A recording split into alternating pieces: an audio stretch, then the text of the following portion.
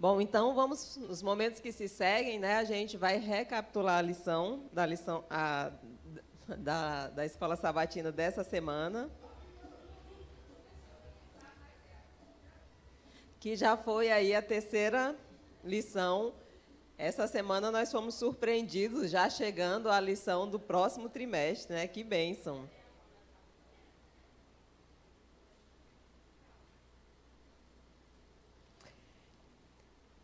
Então, nós agradecemos a todos e fiquem à vontade para participar também, né, para interagir em relação à recapitulação da lição. É só pedir o microfone ali para o Eric, ali atrás, né, que qualquer coisa a Luziana leva também, né, vai ajudar aqui a gente hoje. E antes da gente começar a recapitular a lição, eu queria convidar todos para, mesmo sentados, nós orarmos, né, pedindo a Deus sabedoria para conduzir a lição. Vamos orar. Senhor Santo Deus e Pai, nós te agradecemos mais uma vez, Pai, porque o Senhor nos deu a Tua Santa Palavra e também nos deu as lições da Escola Sabatina.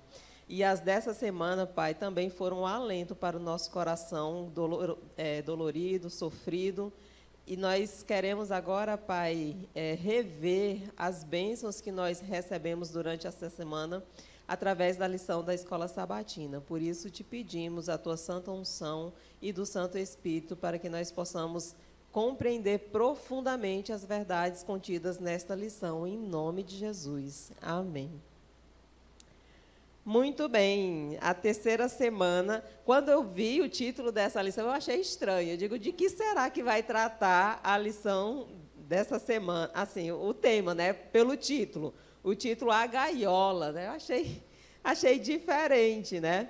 Mas a lição de sábado, ela explica bem o porquê da lição, né, ter esse título de A Gaiola. E o versículo para memorizar está em 1 Pedro 1,6. Né? Quem tiver com a lição pode acompanhar.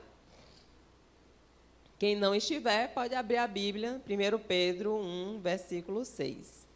Nisso vocês exultam, embora no presente, por breve tempo, se necessário, sejam contristados por várias provações. Olha só que interessante, né?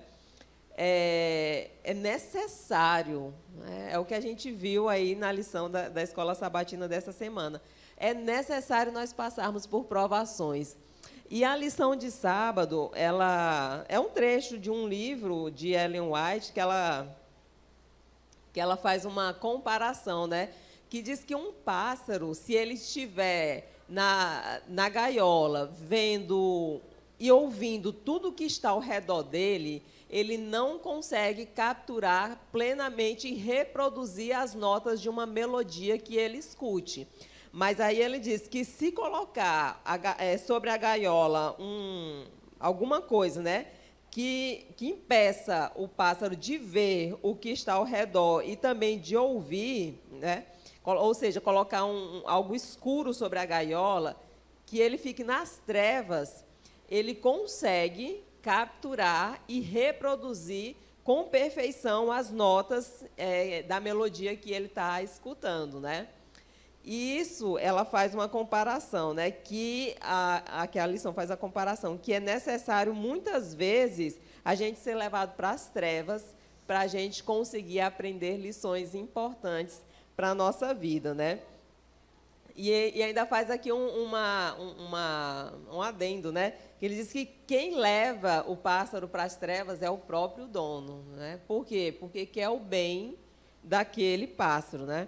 E aí a gente vai estudar sobre as gaiolas, né? Sobre as trevas fornecidas ao pássaro, aos pássaros, né? Nas gaiolas aí da vida e das histórias do povo de Deus, né, do povo de Israel. Começando aí pelo domingo, fala sobre indo à terra prometida por um beco sem saída. E eu queria ler o versículo porque ele vai falar muita coisa, né? E chegando o faraó, os filhos de Israel levantaram os olhos, e eis que os egípcios vinham atrás dele. E ficaram com muito medo. Então os filhos de Israel clamaram ao Senhor. Então, aqui, pense na cena. Pode vir, viu, Cacá? Pense na cena. o povo de Israel tinha saído recentemente do Egito, fugido praticamente, né? Sendo perseguido. E aí eles, em determinado momento, param e observam o que estava ao redor deles. O que era que tinha? Montanhas dos lados, à frente o mar e atrás o exército. E aí, às vezes, a gente está que nem Israel, né? Olha para tudo quanto é lado e parece que não vê saída. Então, ora, se atrás tinha, se na frente tinha problema, se do lado tinha dificuldade, de onde era que vinha a salvação? De onde? Só podia vir do alto, né? Então, às vezes, a gente olha para todos os lados e não vê a resposta. Então, a resposta só pode vir de um canto, de cima, né? De Deus. Mas, veja bem,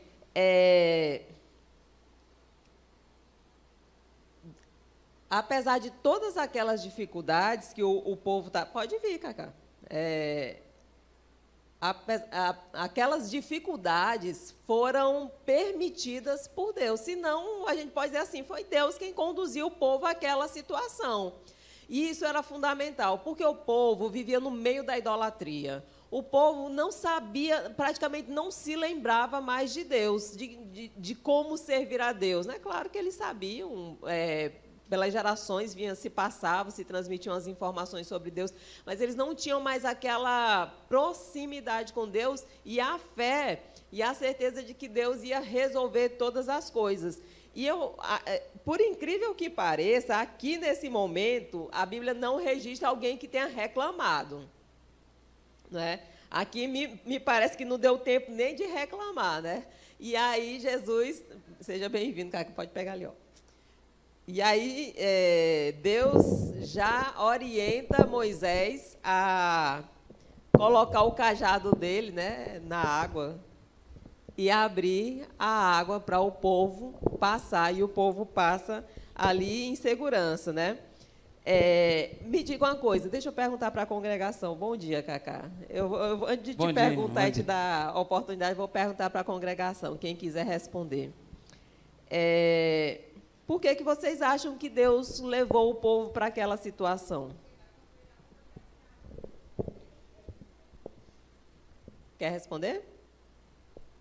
Alguém quer responder? Mateus.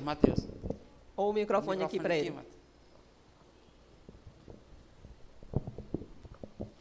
Bom dia, os irmãos. Bom dia. Bom dia. Essa é uma situação um pouco inusitada, não é? Como é que Deus leva alguém para um beco sem saída, assim? E as pessoas olham para o lado, como a senhora falou, né? Montanhas. Olha para frente, o mar vermelho, sem saída. Olha para trás, vem um exército a ponto de querer destruir eles ali.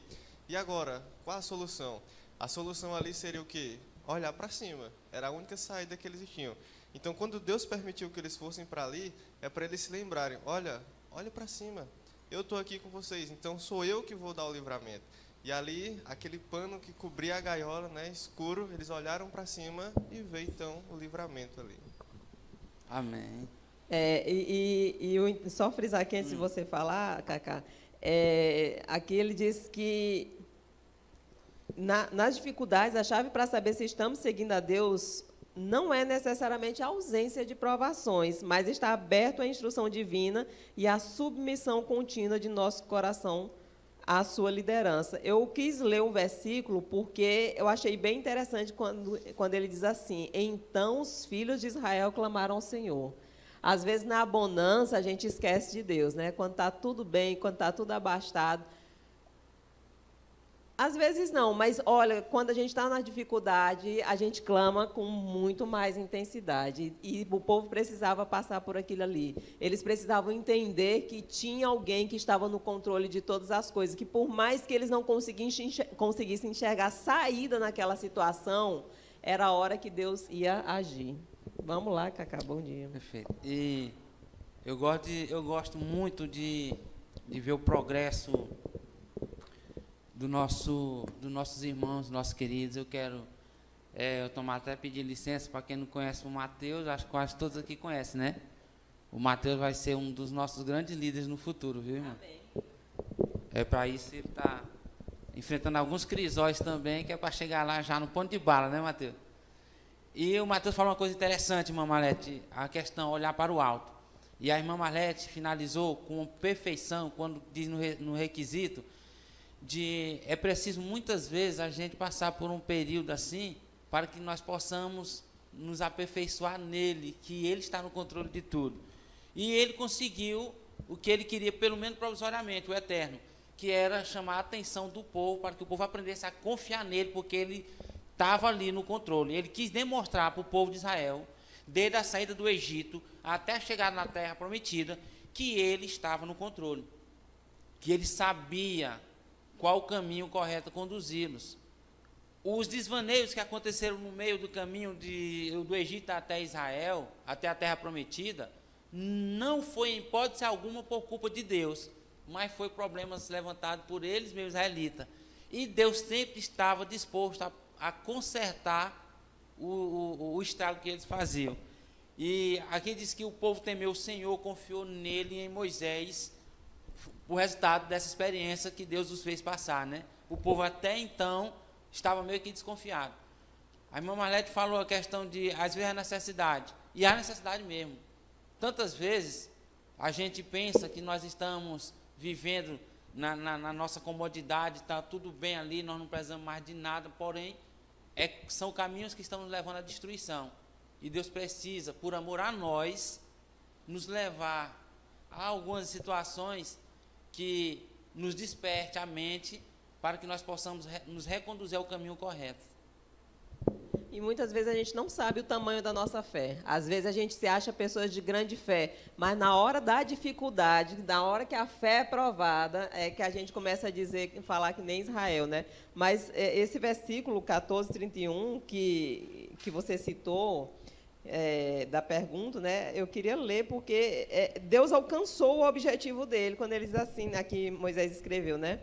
E viu Israel o grande poder que o Senhor exercitara contra os egípcios, e o povo temeu ao Senhor e confiou no Senhor e em Moisés, seu servo. Né? O objetivo aqui foi alcançado. A fé foi provada e foi aprovada. Pelo menos provisoriamente, né? Nesse episódio, né? Porque quando a gente vira a página e o capítulo, né? Quando a gente vira o dia da lição, que passa para o capítulo 15, aí já a gente já vê outra situação, né? Que é na lição de segunda-feira, quando fala de águas amargas. Aqui faz uma referência. Bom, Deus tirou o povo, passou o povo pelo mar, e agora os caminhos pelos quais o povo foi conduzido já não eram caminhos mais tão bonitos, né? Não eram mais caminhos tão bons, era pelo deserto. Olha, se Teresina, a gente andar aqui em Teresina, é quente, né, que a gente anda com roupa leve, imagine o povo andando lá no meio do deserto. Claro que tinha a nuvem, né, para ajudar ali, mas realmente não devia ser fácil, porque, embora tivesse sombra, mas sem água, ninguém consegue caminhar. E aqui a Bíblia fala que eles passaram 3 dias aí no deserto de Sim, caminhando sem encontrar água, né? E o povo reclamou, né, com Deus, e Deus proveu a água para eles, né? E depois, continuando ainda, ali já estava com 2 meses que o pessoal estava no seu trajeto, e o pessoal chega, então, a outro canto que tinha água, mas a água não era boa, né? Na hora que pegaram a água que botaram na boca, eu fico imaginando, você morrendo de sede, aí você vê uma garrafa d'água na sua frente, aí você sai correndo para pegar aquela água, e a água, de repente, aquela água feito fel, né? Parece que estava misturada com fel. E aí, na mesma hora, a tendência é a gente cuspir aquela água ruim, né? E aí a decepção é maior ainda. Não sei o que era pior, não encontrar água ou encontrar uma água que não prestava, né? Acabava com os sonhos do povo. E o povo, então, ficou chateado, né? E reclamou com Deus, e Deus disse assim, olha, tem uma árvore ali, você pega um pedaço da árvore, joga na água, a água vai ficar boa, né? As águas de Mara, que são águas amargas. E ali a água ficou boa e o povo saciou a sede. Mateus.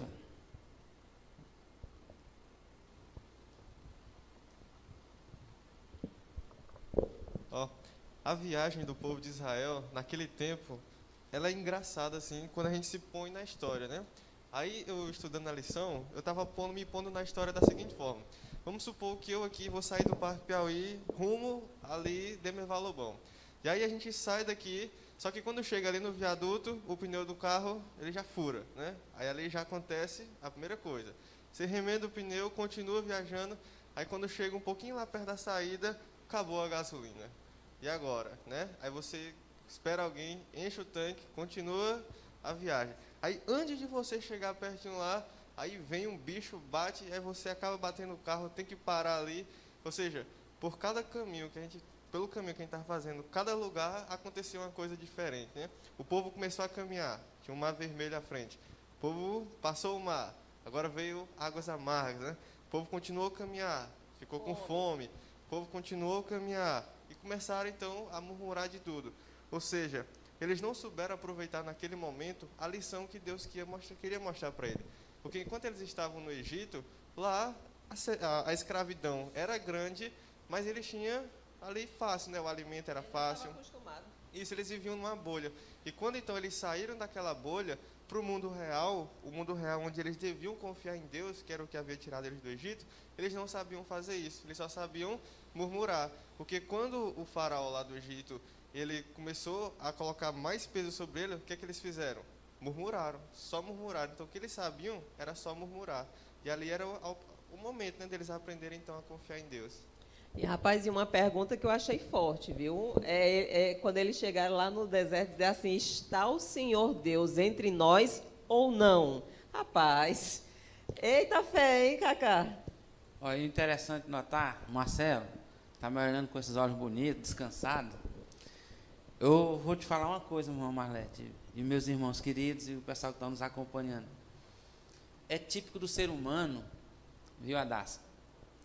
Qualquer fagulha de sofrimento, tentar pôr Deus à prova, ou jogar na cara de Deus alguma coisa. Poxa, por que eu estou falando isso? Aconteceu com o povo de Israel, aconteceu com uma pessoa bem próxima a mim, que ficava o tempo todo se reclamando, porque desde o momento que ela foi alcançada pelo Senhor Eterno, e ela resolveu abraçar essa fé que nós abraçamos, resolveu compartilhar dessa caminhada que nós caminhamos, tudo na vida dela pareceu dar errado. Pareceu dar errado. E ela dizia, cadê a promessa de que quando eu me entregasse, tudo ia bem na minha vida? Quando o povo de Israel chegou naquele momento, claro que o objetivo, nós sabemos, o apóstolo Paulo disse que tudo que foi escrito para o nosso ensino foi escrito, graças a Deus. Até se nós nos perdermos, o Mateus convém com isso, que ele está estudando na área, se nós nos perdermos, nós somos muito mais culpados do que eles que viveram naquele tempo, porque nós temos tudo. Muita luz, né? Luz 10 vezes mais do que eles tiveram. Ou seja, quando o povo lá, ele passou por aquele problema e perguntou, está Deus no meio de nós ou não? Ele está fundamentado em quê? Eu respondi para aquela senhora que me questionou, eu disse o seguinte, olha, Deus nunca deixou de estar do seu lado. O povo de Israel tinha que ter a certeza de que Deus nunca deixou de estar do lado dele. Mas era preciso eles deixarem alguns costumes que eles não tinham deixado outrora, que eles tinham outrora no Egito. E Deus queria um povo diferenciado, aonde as nações, quando vissem a história do povo de Israel, eles compreendessem que aquele povo era diferente de fato e de verdade, e que existia algo fundamental na vida deles, que fazia toda a diferença, que era um Deus, que lá no Egito eram polideuses, eram vários. E os costumes, eles eram costumes comuns entre o povo da época, de pessoas típicas adoradoras de deuses estranhos, aonde até o sexo explícito era uma forma de culto e louvor a alguns dos deuses existentes. E aquele povo, não, mas não era isso, Cacá, era simplesmente porque faltou água. Não, não era só porque faltou água. Tinha um propósito maior. Qual era o propósito? Deus precisava que eles aprendessem a ter confiança nele, que ele estava levando-os a uma terra especial, uma terra maravilhosa, uma terra que emana leite e mel. A expressão era fantástica. Eu aprendi que essa expressão que Deus usou, a terra que emana leite e mel, era para dar um refrigério e encher de olhos, ou de lágrimas e de esperança, os olhos famintos por justiça. Assim como nós almejamos o quê? O céu. Nós aqui não almejamos o céu. E depois nós vemos aquelas promessas lá, proféticas de Isaías 65 e de Apocalipse capítulo 21, no versículo 4, que Deus enxugará dos nossos olhos toda a lágrima, e já não haverá mais morte, nem pranto, nem dor. E a gente almeja o quê? Uma nova terra depois de 1000 anos no céu. Pois da mesma forma que essa esperança que nós temos, essa alegria, esse desejo, contentamento, que nós havemos de possuir uma nova terra, nunca mais morreremos, nenhum dos nossos parentes, aquele povo tinha também, quando ouvia a expressão leite e mel, mas eles precisavam o quê? Ser pessoas diferentes, assim como nós precisamos ser diferentes. Por isso os crisóis que nós passamos hoje, pessoal, nós não devemos... A Manélia vai comentar daqui à frente, quando Pedro fala, não se espante, o que está acontecendo no meio de vocês, nós precisamos compreender que, embora esse sofrimento que estejamos passando no momento, seja causa de, muitas vezes, alguns desconfiar de Deus, vamos imaginar que é necessário para o nosso aprendizado, e para o nosso aperfeiçoamento, e para a nossa intimidade com Deus. Nós precisamos ter uma intimidade maior com Deus, acreditar, confiar nele, porque o final da nossa história, se nós confiarmos nele, é a vida eterna. Assim como para os israelitas era a Canaã terrestre, terra que emana leite e mel, para nós é a vida eterna, para nunca mais passarmos pela morte. Mas nós precisamos, a exemplo de Israel, sermos passados por testes, porque Deus não vai levar qualquer um lá para o céu. Deus vai precisar de joias raras, preciosas, diamantes lapidados, não pedra bruta. Pedro, antes de ser salvo, antes de ser convertido, ele passou por maus bocados. Mesmo depois de ele andar 3 anos e meio, ele passou por maus bocados. Até chegar o momento em que Jesus olha para ele assim: Pedro, apacenta as minhas ovelhas, cuida dos teus irmãos. O Eric lá.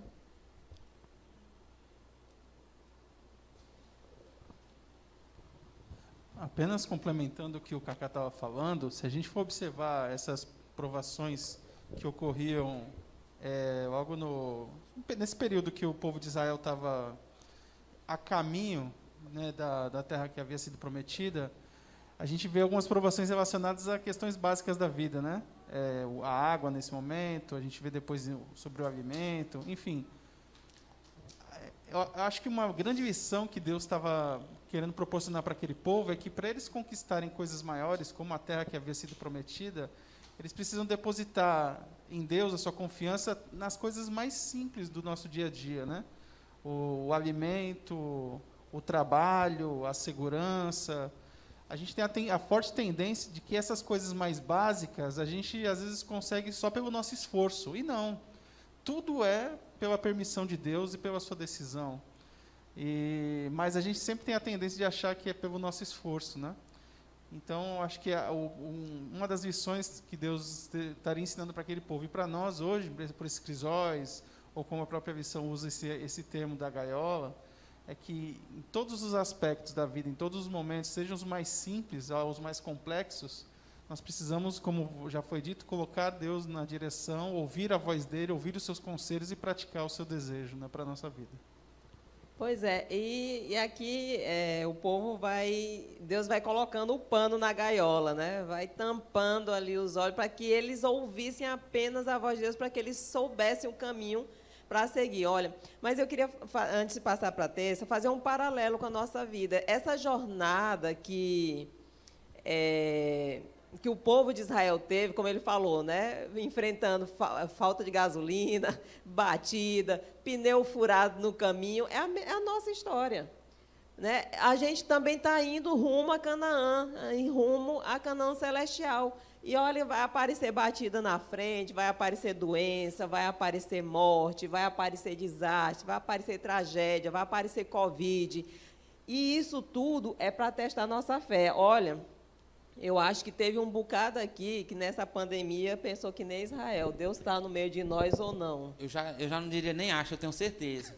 Irmã, as igrejas sofreram um impacto tremendo de ausência de membros, gente, pelo amor de Deus. Um bocado de Israel ficou pelo caminho, né? Infelizmente. Olha, Deus com certeza uma vez teve só pegando carona na questão aqui, eu estou vendo aqui, já chegou mais pastor aqui na nossa igreja. Rapaz, é teologando, é pastor, já igreja do Parque Piauí. Quem foi com vergonha agora? Pastor Márcio Araújo. Chegou aqui, nós acompanhamos a sua presença, queremos também o seu comentário, pastor Márcio. E olha só, e ele tem história para contar, viu? Experiência. O homem também já foi crisolado, né? Passou por crisol. Acho que o povo de Israel tudo passou por crisol. Agora, deixa eu te falar uma coisa. Pegando no que ela falou. Eu estava numa reunião uma vez lá na igreja sede do distrito do Promorá, onde um dos líderes chegou e disse assim, ó, se você quiser a minha presença aqui na igreja, você não vai ver, não. Eu aqui não venho. Enquanto essa doença estiver existindo, eu não piso na igreja. Eu disse assim, olha, pois chegue para o secretário da igreja e diga para riscar o seu nome do livro da igreja, porque essa doença vai conviver com nós para sempre. E vai mesmo. Gente, não é motivo deixar de vir para a igreja por conta dessa pandemia. Nós temos o quê? Amparado para que nós possamos nos socializar, chegar ao templo, adorar o Senhor? Temos sim. Temos métodos de prevenção, entendeu? Então, a irmã, é só isso que eu queria falar, irmã, só pode passar para frente. É porque eu achei um absurdo a gente deixar de vir para a igreja por conta de gente, pelo amor de Deus. Mas não é falta de, eu acho que não é, o meu pensamento é questão de fé, isso aí, sabe? É falta de fé mesmo. É questão de fé, não é questão de pandemia, confiança. É questão de ter apenas uma desculpa para dizer que não vai mais, né? Mas, enfim, o tema é outro. Olha, eu quero até pedir perdão aqui para o pessoal aqui da igreja e para os que nos estão ouvindo. Nós não estamos criticando, não. Esse é um posicionamento pessoal meu, Cacá, de que eu não compreendo, não entendo. Entendeu? Eu também tenho uma visão nessa linha, né? Mas, enfim, aí o povo chegou, então, no deserto de Sim, né?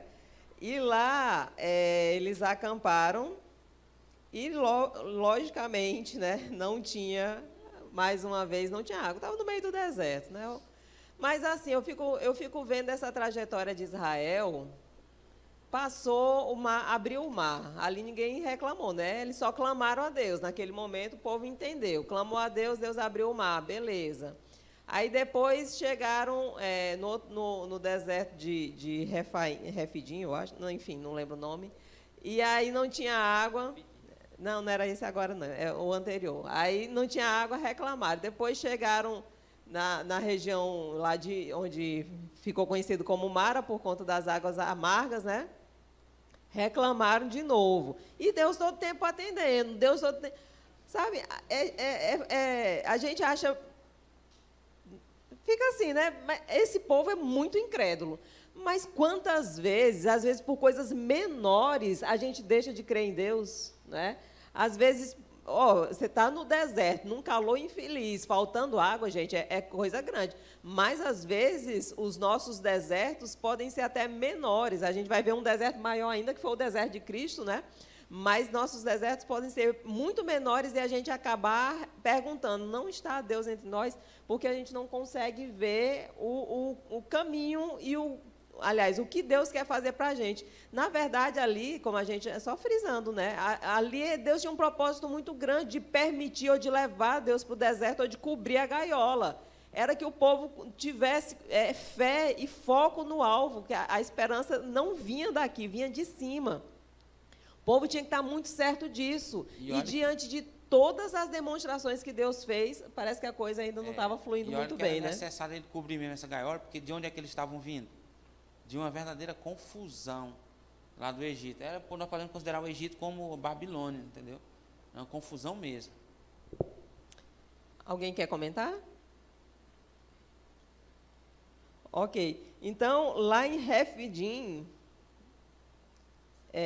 a gente já vai para terça-feira agora, né? Terça-feira. O grande conflito no deserto, né? Aqui... O personagem já foi outro, né? A gente já saiu aqui da história do povo de Israel. E quem foi levado para o deserto, né, a Bíblia fala, para ser tentado, foi Jesus, né? Não que o próprio Deus tente ninguém, porque, de fato, Deus não tenta. Mas Jesus precisava também passar por aquele deserto. Se Jesus não tivesse passado por aquilo ali, a gente ia dizer assim, mas a vida de Jesus foi muito fácil aqui nessa terra. Nunca teve tentação nenhuma, era Deus, estava tudo bem para ele. Tinha umas pessoas que rejeitavam ele, mas normal, as pessoas rejeitam, isso não era nada, não. Agora, o que Jesus passou ali serviu de exemplo, né, para cada um de nós. Passar 40 dias, o povo do deserto passou 3 dias sem beber, está reclamando, né? Jesus, 40 dias no deserto sem comer e sem beber, né? Dava para reclamar, né? E aí vem o inimigo e diz assim, ó, tá vendo essas pedras aqui? Se tu és mesmo Deus, transforma em pão, né? Rapaz, ali Jesus poderia ter vacilado, né? Tá morrendo de fome, não tinha problema nenhum. O teste era ele com ele mesmo, ou ele com Deus, né? Podia transformar, comer, ninguém estava vendo aquilo ali. O que eu aprendi, o que mais me chamou a atenção nessa questão pessoal aqui de Jesus, lá no deserto da tentação, é que o plano do diabo para tirar Jesus do foco não mudou na minha, na sua, na nossa vida. É o mesmo plano. E Jesus ele não poderia mudar de maneira nenhuma o que já estava escrito já há séculos antes, lá no grande concílio entre ele, o Pai e o Espírito Santo. Ceder a uma das tentações do diabo seria mudar o plano original de salvação, de redenção. Atender a um dos pedidos do diabo seria frustrar completamente o ideal de Deus para nós, porque Jesus, ele de maneira nenhuma poderia ceder a tentação ao diabo, embora ele tivesse poder suficiente para isso. Transformar pedra em pão, para Deus, é como extrair do nada alguma coisa, porque Deus não precisa necessariamente de uma matéria, de algo. Então, Deus não precisa. Ele pode fazer do nada aparecer qualquer coisa. Agora, a grande questão que estava em jogo aqui, pasmem, gente, estava em jogo a minha e a sua salvação, lá naquele deserto, naquele momento em que Jesus passou os 40 dias e 40 noites, jejuando, sendo aperfeiçoado, passando pelo crisol. Não sei nem se o termo sendo acrisolado é certo, mas ele estava sendo queimado, testado, aperfeiçoado para o ápice do seu ministério aqui, que era a morte na cruz do Calvário para a nossa redenção. O irmão vai falar, mas antes do irmão falar, eu quero só ler aqui na lição algo que é interessante demais, que diz aqui, diz o seguinte, frequentemente, quando nos encontramos em situação difícil, duvidamos de que tenhamos sido guiados pelo Espírito de Deus. No entanto, foi o Espírito que dirigiu Jesus ao deserto para ser tentado por Satanás. Quando Deus nos submete à prova, tem um plano a realizar para o nosso bem. Nós precisamos entender isso. Quando Deus nos leva à prova, a realizar tal prova, é porque Ele tem um plano para realizar para o nosso bem. Jesus não confiou presunçosamente nas promessas de Deus, como tem muito caso dentro do nosso povo, que é muito presunçoso. Não devemos ser presunçosos de maneira nenhuma. Jesus não confiou presunçosamente nas promessas de Deus, indo sem que lhe fosse ordenado ao encontro da tentação, nem se entregou ao desânimo quando ela veio. Nós também não devemos agir assim. Ou seja, Deus prometeu que eu passaria pelo rio e ele não me submergiria. Eu poderia passar pelo fogo e ele não me queimaria. Então eu vou atravessar o rio Parnaíba nada, porque eu confio no nome de Deus. O cara vai lá dar uma câimbra no meio do rio, o cara morre afogado. Agora, olha aí, foi presunçoso. Gente, tem ponte, tem canoa. E outra coisa, Jesus, ele não foi ao encontro presunçosamente. E outra coisa, Jesus, ele citou o que devemos citar na hora da tentação. Ele citou as Escrituras e confiou nas promessas de livramento de Deus. O irmão quer comentar? Jesus, ele foi tentado pela parte do alimento, da adoração e da riqueza. É o que o ser humano passa. O inimigo, ele apresentou tudo para ele ali. Mas o que foi que ele disse? Não, está escrito. Está escrito. E a diferença do povo lá que saiu do Egito, eles foram provados, eles não foram tentados. Porque, como a irmã disse mesmo, está na palavra de Deus, que Deus ele não tenta ninguém. Eles foram provados. Tem a diferença da tentação e da provação. A tentação vem para derrubar o cristão. E a provação não vem para fortalecer.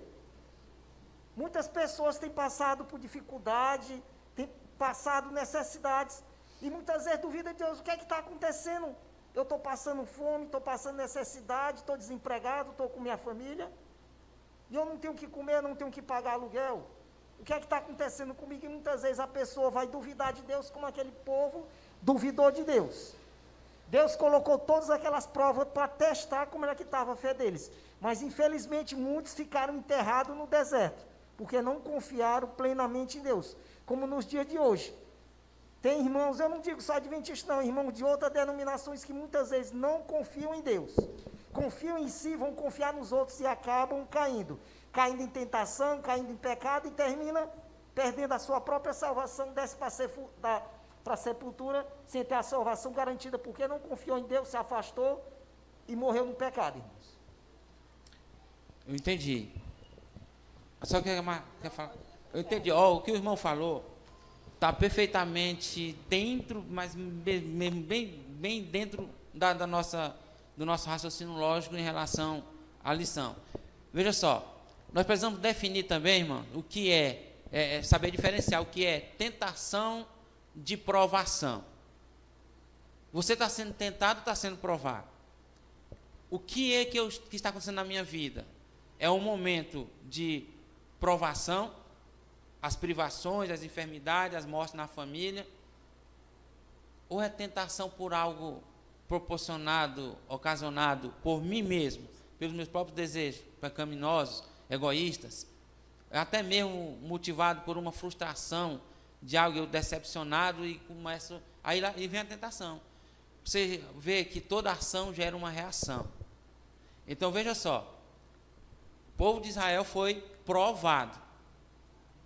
Jesus foi tentado e foi aprovado. Amém. Agora a Bíblia diz, tem um paradoxo aí, que Jesus foi guiado pelo Espírito ao deserto a fim de ser tentado pelo diabo.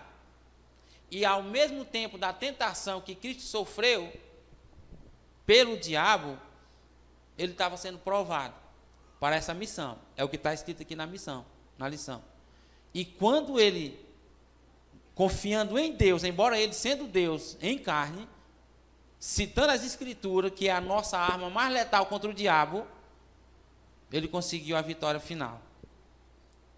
Perfeito, irmão. Irmã Neuza quer falar. Bom dia. Bom dia. Vendo aqui a questão dos que saíram do Egito e passaram tantos anos no deserto, colocando-se no lugar deles, eles não sofreram só os conflitos da provação em si, mas eles tiveram que fazer desapegos, deixaram pessoas da família para trás, sofreram também questões mentais, o fracasso espiritual, porque estava com toda essa questão da parte física, sofrendo físico, mental, o desapego de que tinha deixado tudo. Eles também não tiveram, fazendo aqui um paralelo conosco, eles não tiveram essa preparação toda de que nós estamos tendo para a volta de Jesus, para sair com Moisés. Foi assim, vamos e vamos. Quem foi, quem não foi, ficou. Então, isso daí a gente tem que pesar também na balança. Porque de longe é muito fácil você falar de quem não conseguiu chegar, porque saiu, porque pedia carne, porque eles sofreram também fisicamente, sofreram o desapego de ter deixado tudo para trás. E essa questão, com certeza, ela leva um conflito mental. E cadê o psicólogo que tinham lá, como nós temos hoje? Cadê as clínicas que trabalham a psicanálise? Cadê as escolas adventistas que tinham lá para cuidar das crianças?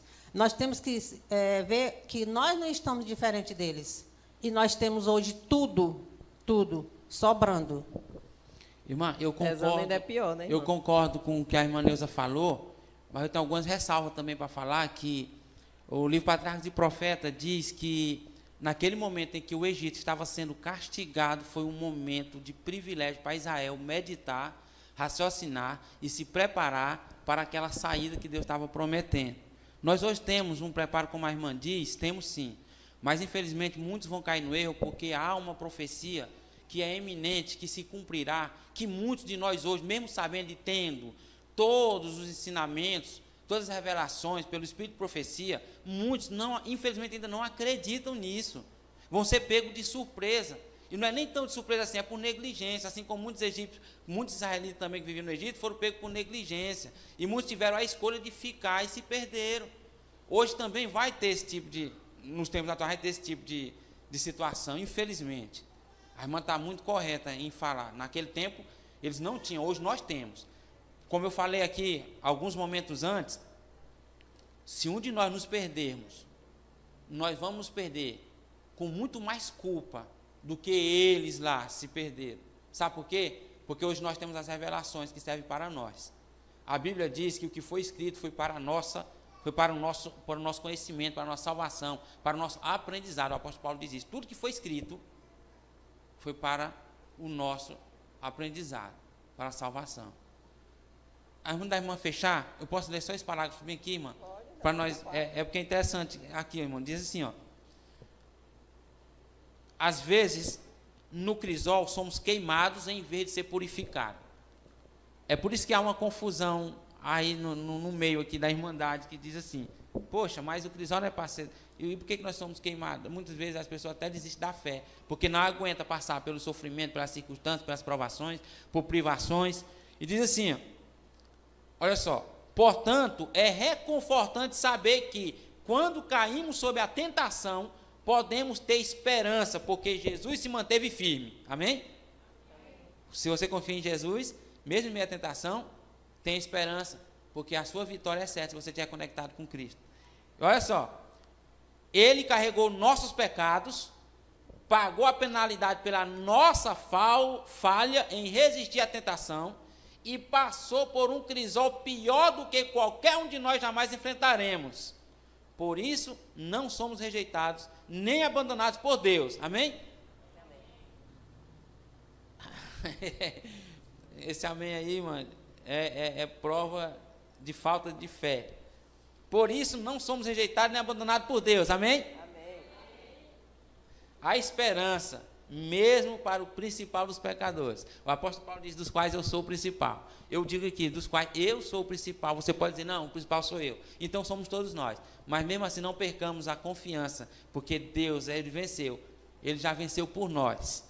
Agora cabe a nós seguirmos a Ele em uma direção bem acertada e bem consciente de que Ele venceu, nós também somos mais que vencedores. E a parte de quarta-feira traz o tema um legado duradouro, né? Falando aqui, cita 1 Pedro 6 e 7, que diz o seguinte, nisso exultais, embora no presente por breve tempo, se necessário, sejais contristados por várias provações, para que, uma vez confirmado o valor da vossa fé, muito mais preciosa do que ouro perecível, mesmo apurado por fogo, redunde em louvor, glória e honra na revelação de Jesus. Então, ele fala aqui que a gente deve se alegrar por passar por provações. Que coisa estranha, né? A gente não gosta de dor, ninguém gosta de passar por esse refinamento, essa remodelagem, porque isso dói, porque faz parte de tirar coisas de nós mesmos para jogar fora e colocar no lugar coisas, um molde novo, né? Nos amoldar no molde de Jesus, né? No molde que, da mesma forma que Deus estava moldando o povo do deserto, hoje Deus também quer nos moldar. E assim, dar glória a Deus e ficar feliz por esses momentos, naquela hora não, parece quase impossível. Na hora do sofrimento, na hora da dor, na hora da necessidade, você está faltando coisa o que comer em casa, e você dizer assim, obrigada, Deus, porque isso é uma provação e eu vou passar por ela. Eu acho que são pouquíssimos, raríssimos, talvez ninguém faça isso durante a provação. Mas se nós conseguíssemos fazer isso, ou quando nós fazemos isso, rapaz, eu por todas as experiências que eu já vi, por todos os testemunhos que eu já vi, ao longo da minha vida como adventista, Deus provê, Deus supre. Eu estava comportando lá na Esperantina, alguns anos atrás, em 97. E lá eu visitei uma família, eu fiquei triste demais, eu chorei lá junto com a mulher. Aí o que acontece? Ela contou tanta coisa da vida dela, mas tanta coisa, que ao invés de eu, comportor, levar uma palavra de ânimo para ela, ela trouxe a mim. Foi incrível a experiência. Veja só, o Pedro, ele encorajou os que sofriam provas e tribulações. Nessa questão, se nós estivermos sofrendo, for por conta do Evangelho de Cristo, se nós não tivermos em pecado contra Deus, nos alegremos, glorifiquemos o nome de Deus. Irmãos, por mais que passemos por problemas, dificuldades, privações, provações, que não tenha pecado contra Deus, que nós não tenhamos que dar conta do que nós estivermos fazendo em oculto contra Deus. Por isso que o apóstolo Paulo diz o seguinte: se qualquer um de vós estiver sofrendo, que não seja por fofoca, por dar golpe no comércio, por comprar e não pagar, ou mentir, ou fazer qualquer um tipo de coisa, que o vosso sofrimento não seja isso. Fica muito mais fácil a gente tanto glorificar o nome de Deus, como entender aqueles que sofrem, glorificam, que estão alegres, felizes o tempo inteiro, mesmo em meio à provação, à privação. Sabe por quê, irmãos? Porque o que acaba com a gente, quando eu olho para Deus e tento culpar Deus, irmãos, eu estou com um problema grave de saúde espiritual, de uma enfermidade muito grande. Alguma coisa está errada comigo, não é com Deus, não. Irmãos, sofrer, todo mundo sofre. No mundo passeis por aflição, mas tendo de bom ânimo, eu venci o mundo. Não é isso que Deus diz, João 16:33? Da mesma forma, irmãos, se qualquer um de nós estivermos sofrendo, que seja por conta da nossa proximidade com Deus, do nosso compromisso com Cristo. É isso que o apóstolo Pedro estava dizendo. Olha, ele estava falando para os recém-conversos, alentando, né? Sabe por quê? Lá mais abaixo diz que os cristãos, o que Pedro quis dizer com estrangeiros, por exemplo, com estrangeiros? O Mateus, ele deu uma ilustração da viagem lá, vamos dizer, levar o banco, etc. Tal, né? E aqui ele falou estrangeiro e disperso. Como isso podia ser um peso extra nas prevaricações, nas provações? Primeiro, eles estavam fora da sua pátria. Quantas pessoas não estão fora do seu habitat natural, do seu ambiente? Estão querendo viver certinho, agregados a Deus, aos seus ensinos, ao Espírito Santo, à promessa de salvação. E por esse amor, por esse zelo, por esse compromisso, por esse comprometimento que ele tem com Deus, ele tem que deixar de fazer coisas que provavelmente sejam comuns e normal, mas a um cristão não é. E ele passa por problemas terríveis, difíceis. Eu digo isso, irmão. Sabe por quê? Eu estava em Piritoró mais uma vez, foi também campanha de comportagem. Mateus, tu me perdoa, mas se há uma palavra que eu tento botar para longe do meu vocabulário aqui, é comportagem. A gente sofre demais, bicho. Receba um comportor na sua casa, dê água para ele, um copo de leite, dá um prato de comida, porque o bichinho sofre. E às vezes no final do mês não tem nada, nenhum dinheiro. Lá em Piritoró, sabe o que aconteceu? Eu vendi muitos livros. Aí eu fui entregar doido de alegria, feliz da vida. Eu vou voltar quase rico. Não entreguei nenhum. Tudo de uma desculpa atrás da outra. E na hora de voltar, cadê o dinheiro? E tem um anjo aqui, conhecido por nós, que diz assim: eu não viajo trazendo dinheiro não, porque eu trago revista, eu vendo a revista, e quando eu não entrego o livro, eu pego o dinheiro das vendas e vou embora. Por quê? Mas o cidadão era vendedor, bom mesmo. E eu levei um bocado de revista também, não vendi também nenhum para vir embora. Aí, pelo amor de Deus, o que eu vou fazer? Aí eu comecei a pedir, fui lá na Polícia Federal, pedi para eles me pôr no caminhão, para eu vir até aqui a tabuleta, e da tabuleta, ou então até em Timon eu vim embora, é mais perto, Timon atravessar o rio, né? Irmão, não encontrei o policial federal, Walter. Ele foi grosso comigo. Eu olhei para a cara dele, me deu vontade de fazer aquela oração poderosa. Desce fogo, né? Desce fogo, Senhor, nesse infeliz de Tiago e João. Eu fiquei com vontade mesmo. Por que uma praga dessa não morre, meu Deus? Vim embora. Eu estava na minha angústia. Eu estava no meu sofrimento. E eu estava doido para casar com a Samara. Eu assim, será, meu Deus, que eu não vou conseguir? Precisava de dinheiro. Aí veja só, irmãos, vou falar uma coisa para vocês.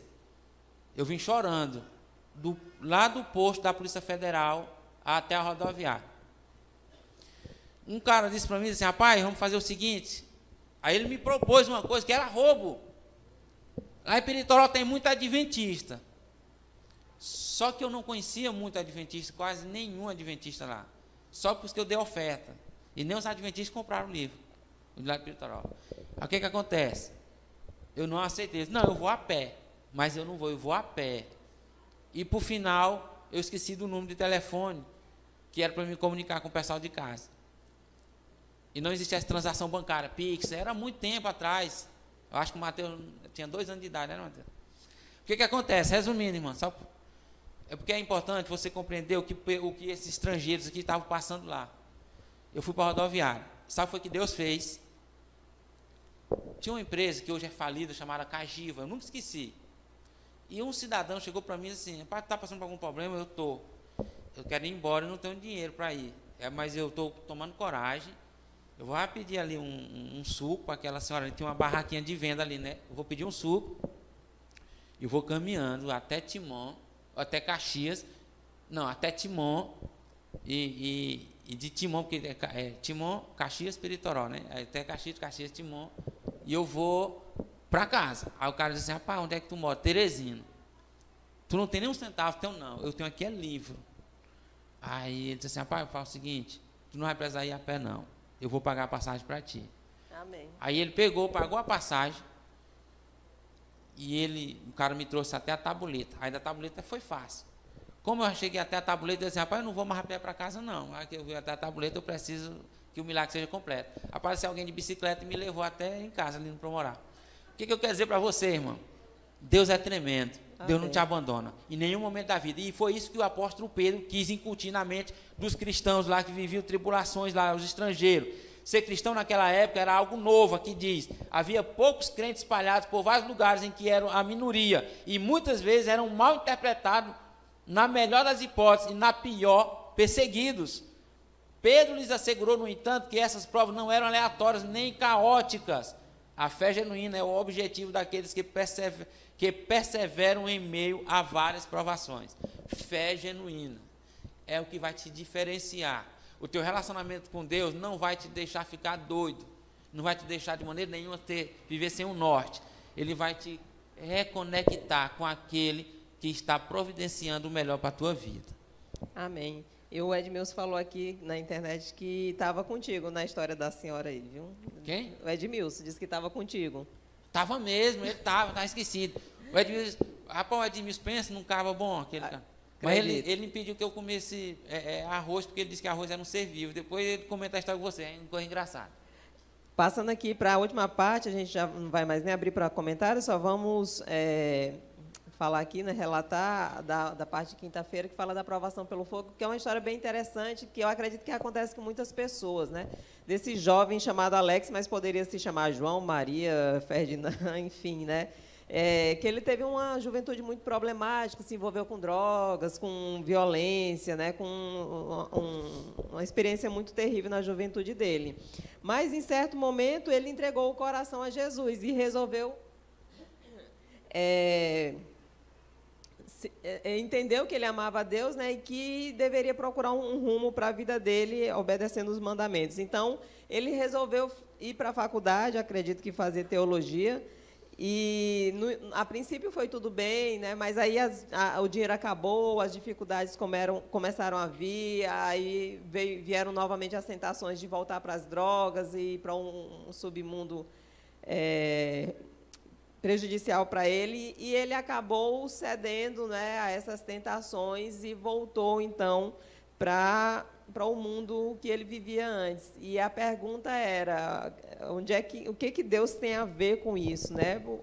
Foi Deus que essa experiência que eu tive foi de engano? essa experiência com Deus foi um erro, não é? E se tivesse tempo, eu até gostaria, né, que as pessoas participassem dizendo, porque realmente é algo que nos leva a refletir, porque a gente conhece vários casos assim de pessoas que viviam no mundão, vieram para a igreja, passaram um tempo aqui e aí depois não conseguiram, voltaram para aquela velha vida, né? A gente conhece membros daqui da igreja que viveram nessa situação aí, e a gente fica se perguntando, né, onde foi que eu errei, onde é que está errando, o que foi de errado. Mas, enfim, fica aí para a nossa reflexão, né? E eu espero que, da próxima semana, que o título da lição 4 é Vendo a Face do Ourives, possa também nos trazer tantas bênçãos, quando a gente passou bastante ali do horário, né? Mas que possa trazer também grandes bênçãos para a nossa vida, né? Que a gente possa estudar a cada dia a lição. Deus nos abençoe.